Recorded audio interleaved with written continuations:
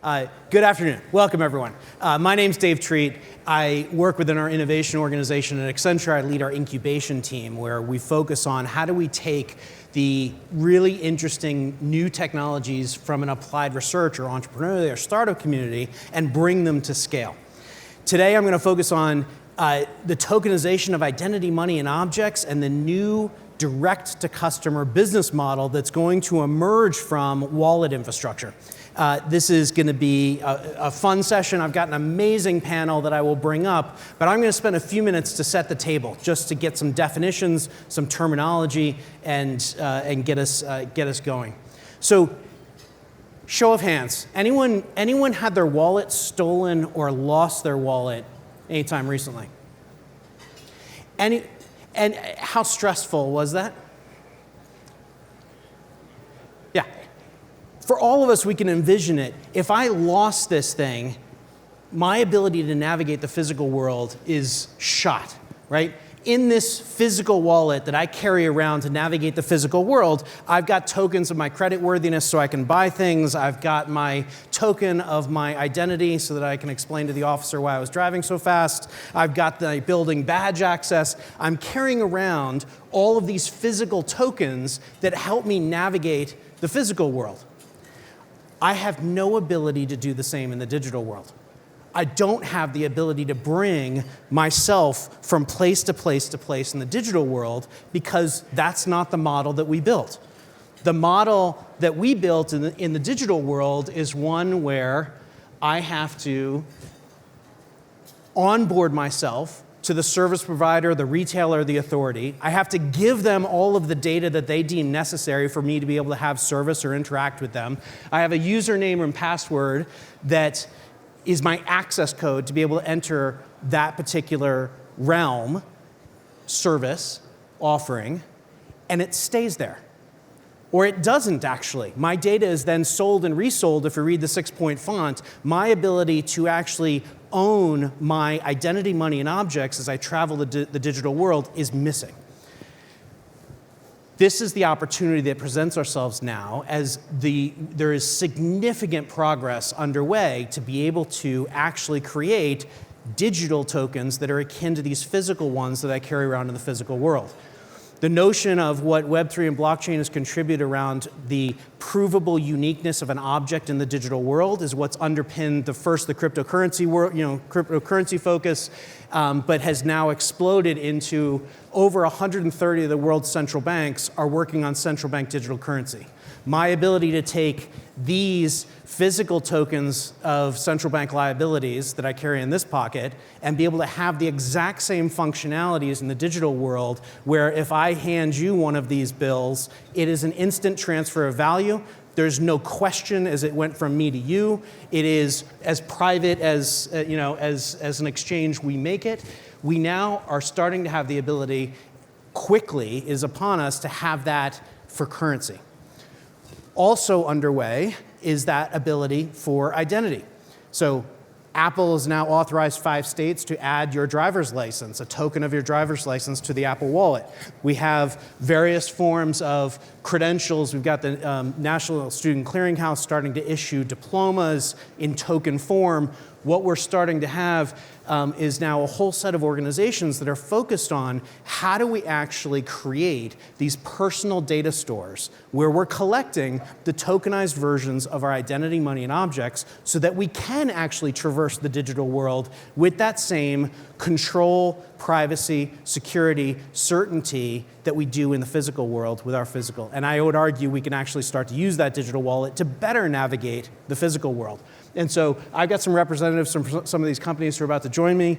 The potential here is, I would argue, enormous as we think about all of the focus around the concerns around data in the LLMs of all of the AI and generative AI efforts that you're seeing, that whole notion of whether you're a corporate or an individual, how is my information being used?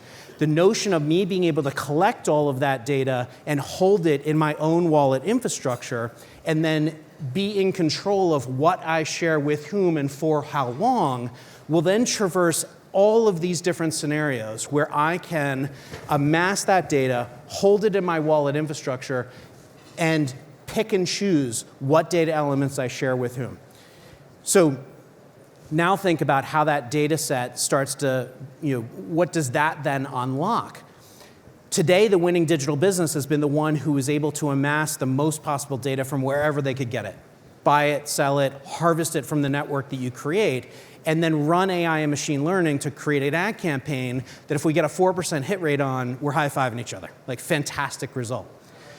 Where we're headed is now that I start to collect this personal data store in my wallet infrastructure or data vault or data pod, that ability to actually change that dynamic to one where the winning digital business will be the one who earns the direct trusted access to my actual data on a basis where I'm choosing what to share with them so that I can get great service, flips the business model on its head. The winning digital business was going to be that one who creates that trust. And what this can look like, and I'll just pull out one of the examples because I do want to get the panelists up here. Let's take a shopping scenario. So if I have collected my home address token from the US Postal Service, which is the single source of truth for where anyone lives in the US, you fill out that little white card and that's what associates the human with the address. If I'm holding that personal home address token in my wallet and I go shopping at a retailer, I actually don't need to tell the retailer where I live. What I need to do is basically associate that transaction with my home address token and tell FedEx where FedEx then is the only one that needs to know where I live, but they don't need to know what I bought. And so this notion of being able to manage and control from a user perspective, who accesses what to be able to provide us services, and then be able to put ourselves in a position to have an ongoing dialogue to get really great, hyper-personalized service. That's the power that gets unlocked with having this personal data set. So we're going to explore this in a couple of different ways. I'd love to invite the panel up to join me. I just wanted to set the table, and so please, Daniela, Jill, Oz, come join me on stage.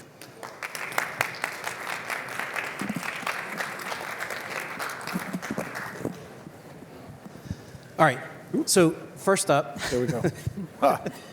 Thank you all for joining me. We've been on a world tour, if you will, doing this. So we're have a very open, fun time. Please raise your hand and ask questions and interrupt. But let's just start out. Please, Daniela, why don't you start? Tell your story of the Linux Foundation, your digital trust role, and the Open Wallet Foundation. So my name is Daniela, and I'm the general manager across the Linux Foundation for blockchain and identity projects. And there's quite a few, some that Dave had on the logo list there. I also serve as executive director of the Hyperledger Foundation, where since 2016 we've been addressing blockchain and digital identity requirements as well. For those of you who don't know the Linux Foundation for the last over 25 years has been the home for the most important open source projects in the world, I would say, I think we say. And if you have walked the expo hall here at CES today or tomorrow, pretty much every piece of technology that you're seeing, that you're touching, that you're going to have a demo with, probably has open source in it, and it probably has pieces of open source that are governed under the Linux Foundation. And it's really important to understand that, because when you're using code that is collaboratively built, you're basically being able to leverage the collaboration of organizations worldwide. So we're sitting here in this beautiful place with Accenture. Accenture has been one of the main contributors to many of our projects at the Linux Foundation because it's core to the products and services that they deliver to their customers. And they do those contributions, and they believe in contributions to not just the code, but the strategy and the support of these foundations, because they understand that in order to build, like, for example, new digital transformation, new digital platforms, new digital identity platforms, you want to do it collaboratively. You don't want to do it proprietary. So I hope that today we'll talk a little bit about why open source, and very importantly, open governance, specifically in digital identity, and something that is very personal to us. Every single day I wake up in the morning, and it's one of the reasons I joined the Linux Foundation in 2017, and I think about what our future looks like. What does the future look like for my daughter and her children and all your children? And how do we make it sure that it is the one that preserves privacy for each individual user, but also gives them the power to do the business and to do the interactions with the applications with the governments, with the banks, and everybody else that they want to do. So very glad to be here. Welcome. Thank you for being here, Danielle. Drummond. So my name is Drummond Reed, and I work for Gen Digital, where I'm Director of Trust Services. In the Digital Trust Services division, our General Manager, Didier Serra, is here in the audience. And Gen is one of the world's largest consumer cyber safety companies. We have in total almost 500 million users from the merger that happened last year between Avast and NortonLifeLock. To put it very simply, we're very deeply invested in Linux Foundation. We were one of the founding members of Trust Over IP Foundation, and last year of the Open Wallet Foundation, which we'll probably talk about quite a bit here because it's right at the center of what we're doing. I'm the governing board member there, and extremely excited about what they're doing. The simple way I'd put it is, Gen is highly focused on this area because we believe that digital wallets and digital vaults are the next major tool in consumer cyber safety. And everything David said times 2 or times 10 is the role that they're going to play in the consumer's life. Every person in this room, I'm not going to ask you to raise your hand if you're using a digital wallet today, because if you're using any modern smartphone, you're doing it. You probably used it to get on the plane here. If you're in one of those lucky states that has a digital ID in your Apple or Google Wallet, you may have even used it at TSA to get on that plane. That's the tiny fraction of where it's going to be going once we have fully interoperable digital credentials and the wallets and vaults that need them. Great. Can you hear me? I don't think I'm on. No? Of course. Here we go. I always wanted, wow. Is that one on? Test. Wow. Test. There's a neutral zone right there. Yeah. Oh, here we go. Hold on. Test. There it comes. Test, All right. Test. Woohoo. Hi, good afternoon. My name is Jill Standish, and I work for Accenture. I lead our retail practice globally. And so I'm here on this panel because there's a lot of stuff that these guys are going to talk about, but I'm going to be the one that says, wait a minute, does this make sense? And so I've always been at the intersection of, let's call it technology and profitability, and working with retailers to actually make their companies produce less, sell more, and have a better end result. So I think this is all good stuff, but I'm going to be a little bit of a edgy panelist that will say, or yay. So that's me. Great. And Oz, please. All right. And it works. Hi, everybody. I'm Osmar Olivo. I just go by Oz. I'm the VP of Product at Inrupt. And the way I describe what we do is we see ourselves as a platform-enabling technology. And what we enable is for organizations to be able to build platforms that emphasize and enhance overall consumer experiences. And that's done via data. At the end of the day, what ties most organizations to their consumers, to their users, is the data that you have about them. And today that's hyper-fragmented, very partial, and the consumer isn't really a part of that process or a part of that experience. So we're kind of Web3, but Web3 without blockchain.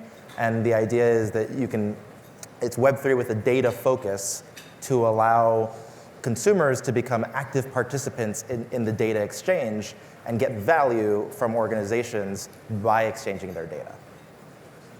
Excellent. All right. So I want to start with value. Jill, I don't want to undermine you're our resident cynic here to play that role. I don't want to undermine it, so maybe in order to do that, why don't you start with you've done some client work in this space. Why don't you let's start with your use case and client story. Yeah, I mean, imagine a world where, and remember when cookies went away? We all were like, thank God, as a consumer. Maybe not so much as a business owner, but as a consumer, you were like, I'm in my banking site. Do I really want to see the fact that I just browse shoes while I'm doing my banking? Enough is enough.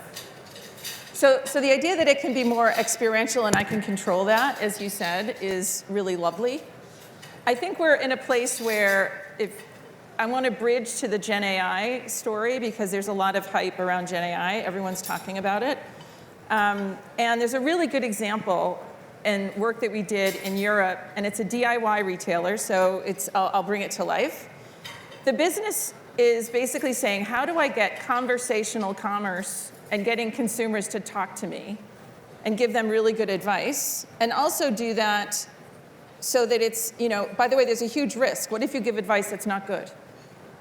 Bad advice travels faster than good advice, right? So you have to be super careful. We talked about risk. I mean, you heard panelists earlier talk about risk, et cetera. So here's the deal. Imagine you log on to this DIY retailer, and you actually want to paint a room in your house. Perhaps your daughter is now going into her teenage years, and she's tired of pink. So the website actually starts to engage you and say, how old's your daughter? Some of the trending colors right now are not pink. They're actually, some nice mauve, maybe some beige. So let's get into the neutral colors. And it starts giving you inspiration similar to like a Pinterest. This is all done through Gen AI, by the way. The key here is now it's conversing with me. I'm giving it more information. And, oh, by the way, I'm also, once I decide on the color, now it's saying, how big is the room? What is the wall type? Do you need brushes? Do you need all sorts of other things to paint the room? So now this cross-sell, upsell, and oh, by the way, the only things that's being put in front of me is an inventory. So at the end, stuff is all great, but you got to sell something. It's being added to a cart. And oh, by the way, now it's going to ship to my home. Brilliant.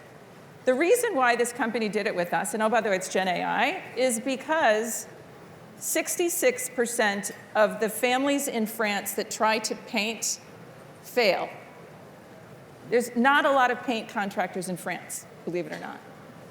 So there's a lot of people trying to paint their own rooms, but they're buying the wrong paint, they're buying the wrong type, they're buying too much. Maybe the color is terrible once they get it home.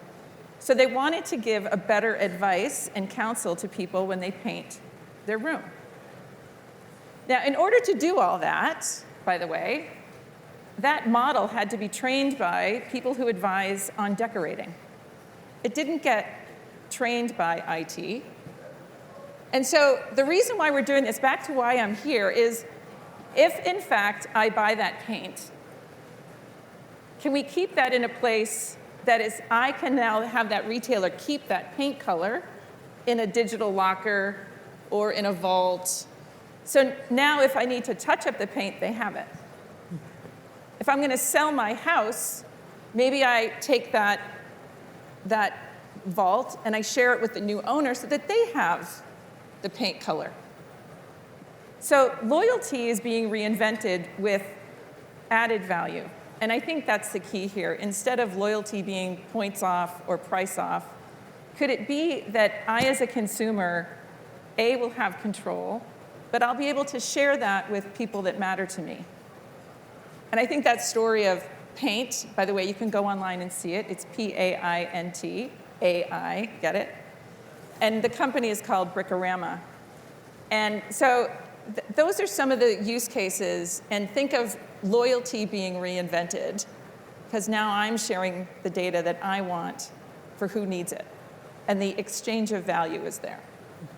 Yeah, I love that story because I frequently forgot what color paints. And when I go for the touch-up, I'm desperate to have that in my personal data store in whatever way. Let me offer, who else wants to go to what's your next favorite value case?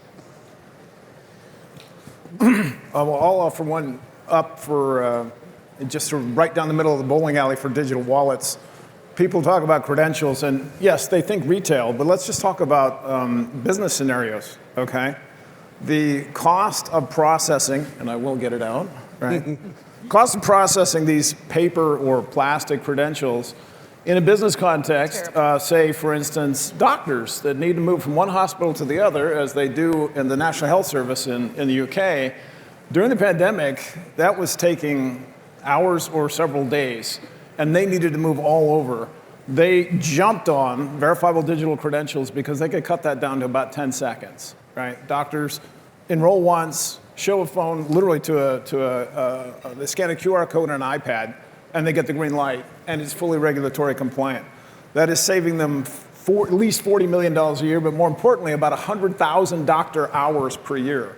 Translate that into lives. And that's just one type of digital credential for one industry. So workforce credentials of all kinds in business are going to save many, many millions of dollars. And that's just starting there.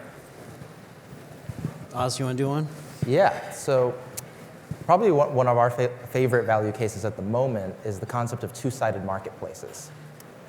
So when an organization's shopping, how do you do it? You put out an RFP, put out a request for proposal, and ultimately people bid on your business. So the concept of the two-sided marketplace is, why is that not how people shop? Why do I have to go do a ton of research to find, the perfect pair of jeans or the perfect pair of shoes or my ideal vacation? If you have all of that data about me, you know my interests, you know what kind of vacations historically I've taken by looking at past transactional data, you know what kinds of shoes I like, you know my personal style. Why can't I just put out an RFP as an individual saying, I'm in the market for basketball shoes because I want to relive my glory days. And rather than me researching, what's the ideal pair for me, bid on it. Send me offers. Let me see what is out there in the market based off the information you have about me. And we're really excited by that from a value perspective because it adds a ton of value for users because the shopping experience now is you put out a signal to the world saying, I'm interested in this stuff. Come get me, rather than spam me with advertisements that may or may not be relevant. And then from the other side, the organization perspective, Jill had mentioned cookies going away. The whole concept of advertising is it's kind of spray and pray, right? You can target a little bit, but ultimately 80% of your money is being wasted, and it just is what it is. You just hope for increasing that retention or that hit percentage. But if instead you're in the market of receiving qualified leads, basically this is the consumer saying, I'm interested in a product you sell, make me an offer, that flips the whole concept on its head. And that's something that you can only do with having users be a first-class participant in the data sharing process and saying, here's a bunch of data about me, I want a vacation in a beautiful island, make me an offer. I love that one. Do you want to do one? Sure, of course. And I get to take the Lamborghini home. Yeah. So if you think about, we were talking a lot about our physical wallets and access to consumers, but there's also, digital wallets of things, particularly in cars. And if you think about some of the regulation that's happening in Europe right now with a digital passport, battery passport. So all cars from a regulatory perspective that are to be sold in Europe, I think it's by 2027, have to have a digital passport. They have to have a wallet, essentially, that talks about where that electronic battery, where it was produced, and the need for that is from a sustainability perspective to make sure that these minerals are coming from a sustainable mine, that they are produced in a non-slave, so good workforce behavior, and that from a circular economy that you can then trace at the end of the life of that battery, you can understand which pieces of that battery can do it. And that's digital identity of a thing. And if you look across products worldwide from an IoT perspective, those items, I think, really also benefit from being verified as to the thing of where it came from, what it is how it's going to be recycled, for example, from a circularity perspective, then the ownership aligned to the ownership of the person who owns that Lamborghini, which will be me after this talk. But I think it's really important to also think about digital wallets and digital identity of things as well, because there are more things in this world than people. So I think it's really, I really like those use cases. And then also the use cases around, financial inclusion. If you think about from agricultural and a sustainability perspective, we actually have a project that is in our lab, I think it's labs in the Open Wallet Foundation, around a farmer's wallet. So how do you make sure that, for example, the farmer, after they get the produce out and through their supply chain, that the money goes directly to the farmer, so then they can take that investment and reinvest in more plantings and more fungible. And those are digital wallets that now farmers all around the world, and like in Latin America, for example, who might work in a cooperative in the space before, where they didn't have an opportunity to get access to where their money was going and very quickly get the payments on that as well. So financial inclusion in digital identity space, I think, is really important, and there's a lot of opportunities for big retail companies to leverage that to even grow their consumer audience, and then the opportunities for things with digital identities, and how to make sure that we can leverage how these things are made and where they're going. Yeah, I love that. I'll add one. So we've covered a little bit of worker credentials, retail, travel. The financial inclusion one is a huge one. Trying to decide which one I'll go with. I can either go with the embarrassing jewelry shopping example. I'll park that one maybe. Last year, my family and I tried to go on away for Christmas. Booked a vacation. For anybody who lives in the Northeast, huge snowstorm rolled through, canceled our flight. We had 2 different tickets, and they weren't associated with each other. So the kids didn't have a seat on the rebooked flight, and my wife and I did. I contemplated for a moment that we still go. She didn't at all, and so we didn't go. But at that point, what became very obvious to me was I had to be the point of integration. I had to talk with the airline, the hotel, the car rental agency, the series of restaurants we'd made reservations with. We were headed to Maui. There's some restaurants we literally had to book 6 months in advance, and some charter experiences that we had booked. There were 6 or 7 different organizations that it was all about my vacation. I had to be the point of integration of all of that data, and that's, there's a much better future that we have in front of us, which is if I've amassed all of the data of that trip in my wallet, the ability to then have a personal AI agent that's reading across all of those plans, all of those reservations, all of those needs and wants, my ability to then have someone help me be that point of integration, let alone, this has been, in the loyalty space, right? Loyalty's always been kind of, a company to a customer. There's been several attempts over the years of an ecosystem play, points transfer. Now that ability to basically say, hey, I'm gonna have my personal AI agent work with the AI agents of the hotel, the car, the shopping experiences to coordinate on my behalf, the change to that experience, there's the platform of having our own personal data set just opens up this massive potential for what comes next to reinvent loyalty, to reinvent services, for me to get much better hyper-personalized service. The jewelry one is just an inventory point. I in desperate need of knowing, I bought, this is being recorded, so this may impact my marriage. 3 years in a row, I bought my wife the same necklace that she hated the first 2 times I bought it. And I coded it in my head of I like that one. I made it 3 years in a row. It's now a running family joke, but what I need is that inventory of what have I purchased. Don't let me, tell me what to buy next. I need the guidance of the inventory of the things that I own because it's a very first world problem. I can help you next time. But that's advice. That I should have the inventory of what I own. I should be giving guidance as to hey, you haven't used that, warn that. There's an extension of that. There's a new version of this. Having that insight of my inventory of what I've amassed through my retail experiences, I'm also excited about. I think the other thing that I would love to have a day when my kids don't call me and say, Mom, what's my social security number again? What is my driver's license again? I'm like, really? If there's, and for those of you who have kids, it's gonna happen. If you have little kids, it's gonna happen when they get a little bit older. They don't remember any of this stuff. I'm like, take a picture of your social security card and keep it in your phone.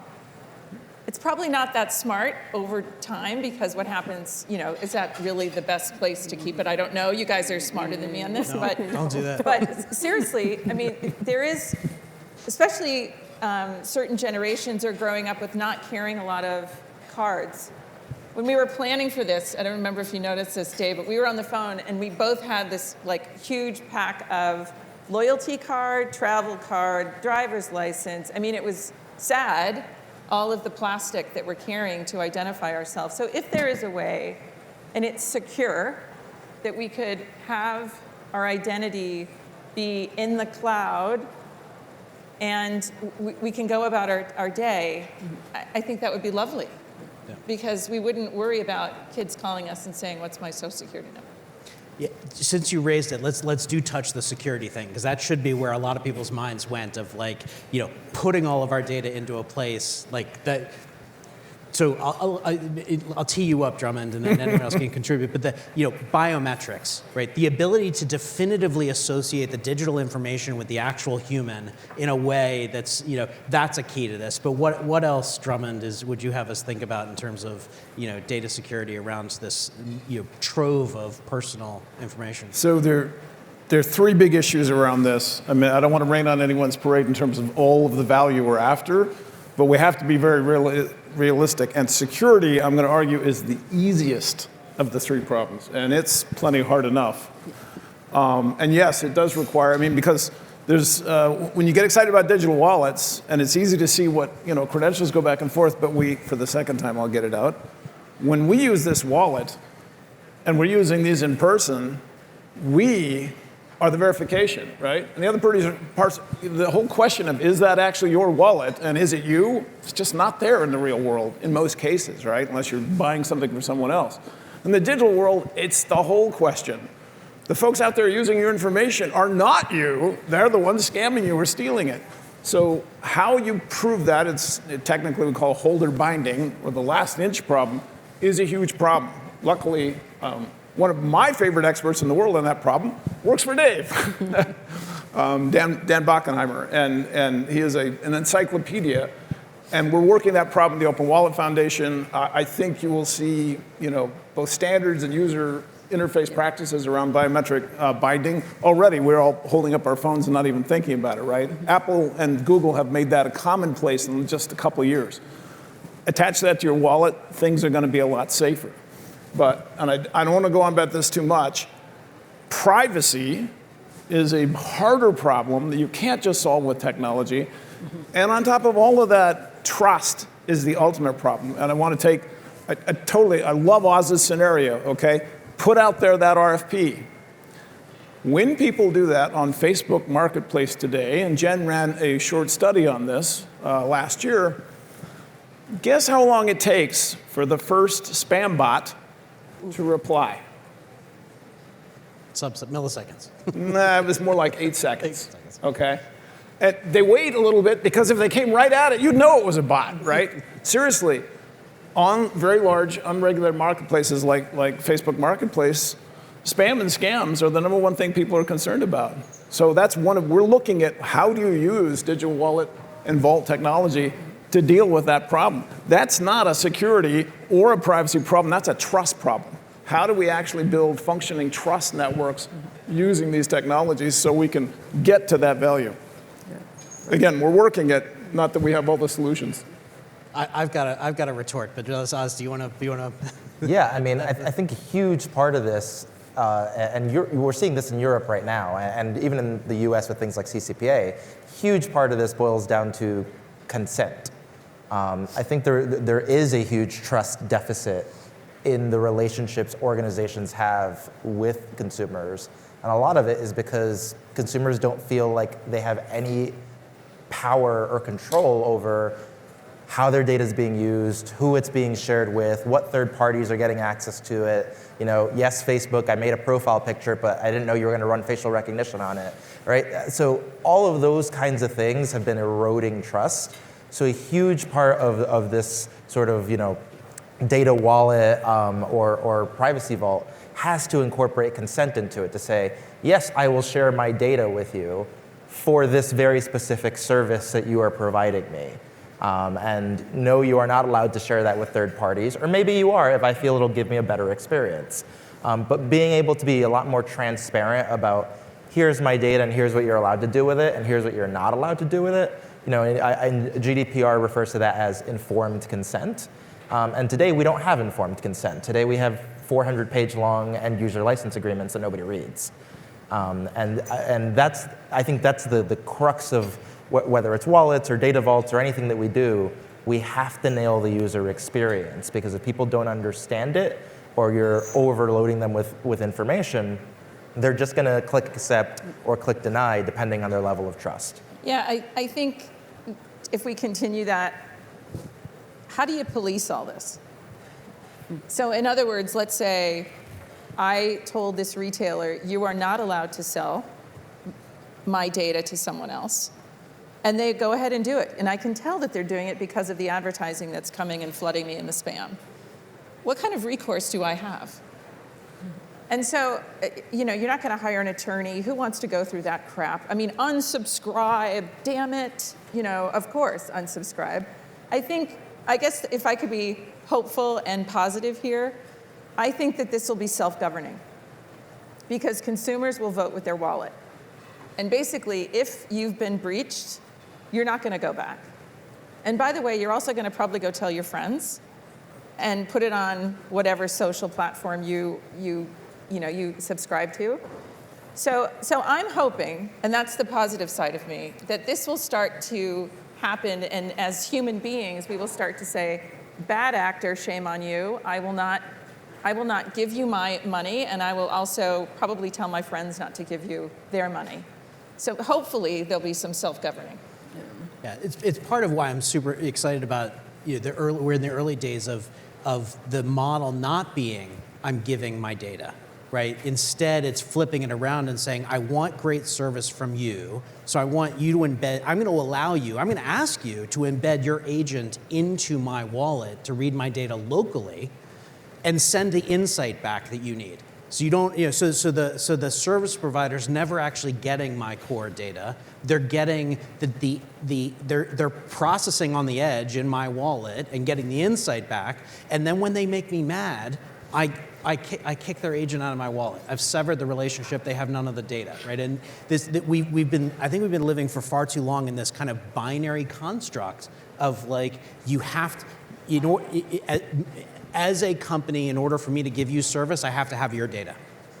It's actually not true anymore. You don't actually have to have ingested their data. You need to, there's now a new potential, and it's early, right? And we have to see how that's going to play out and how will people respond to it. But I like that we can break that notion of it's an assumption that the company that you're going to work with is going to ingest your data. I guess for the retailers and brands in the room, it's really easy to find out how many people check out of your website as a guest. Mm-hmm. So that's probably telling you something about the exchange of value that consumers are getting from your brand.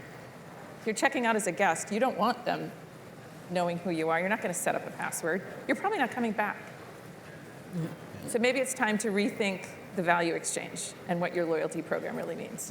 And I want to build on that, because the paradigm shift in that consumer experience is already very well known in Web3.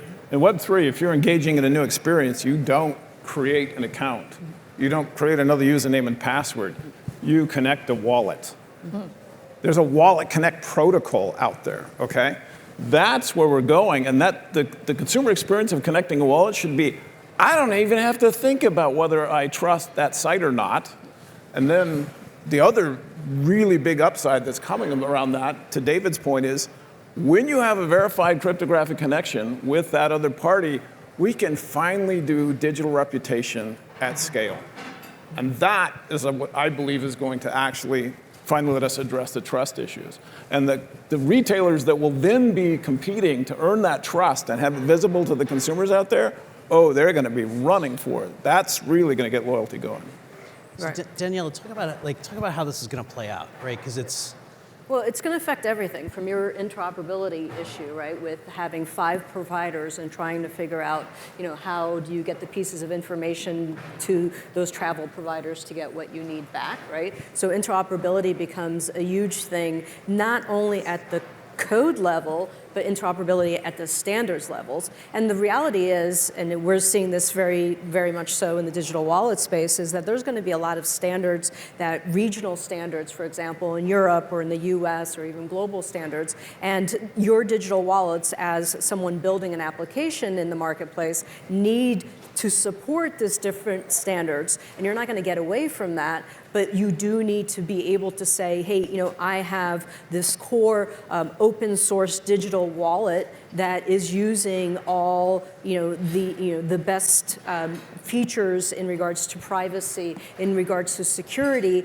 and it also supports the standards that as a federal issuer of a CBDC in Nigeria, I need to follow.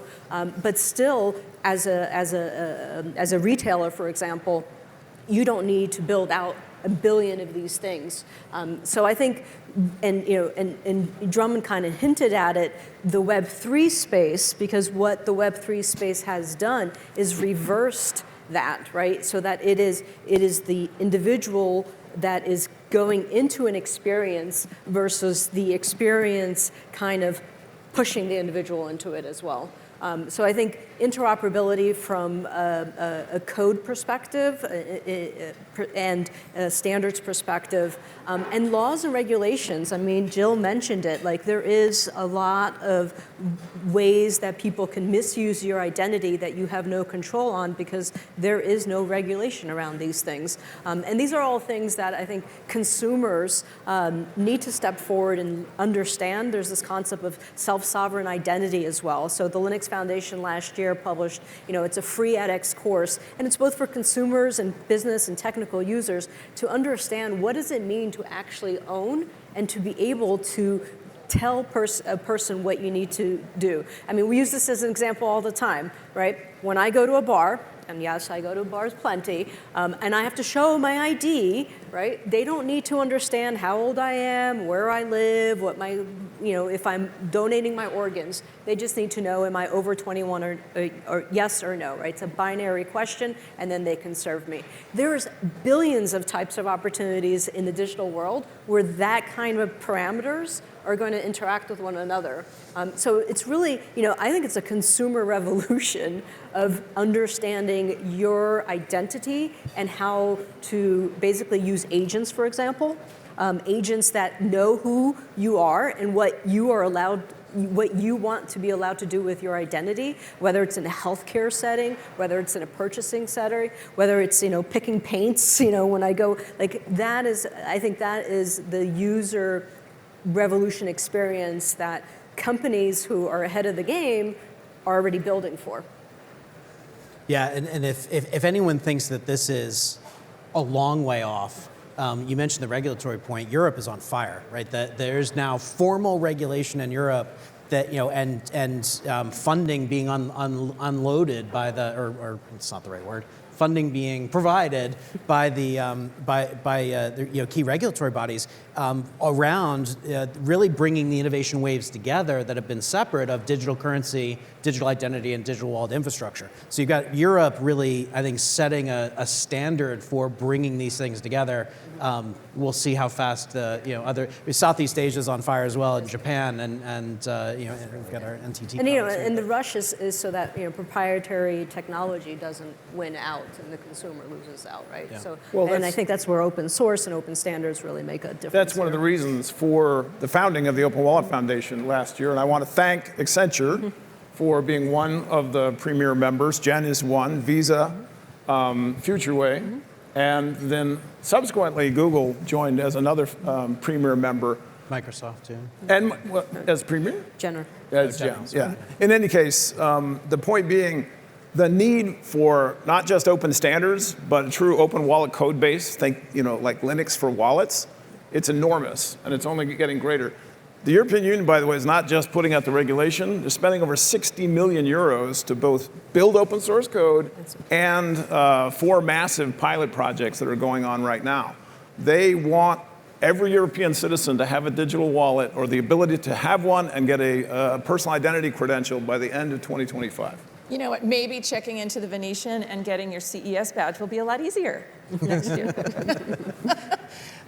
We are at time that we could keep this conversation going forever. But I just thank you so much for joining me, Daniela, Drummond, Jill, Osmar. It's always a great conversation. Hope you've enjoyed it. Please follow up with us afterwards, and there's lots more to come. So thank you. I think we'll be having a very different conversation next year with a lot of these things in production and people actually seeing the benefits of it. Yeah. Thank you. Thank you. Thank you.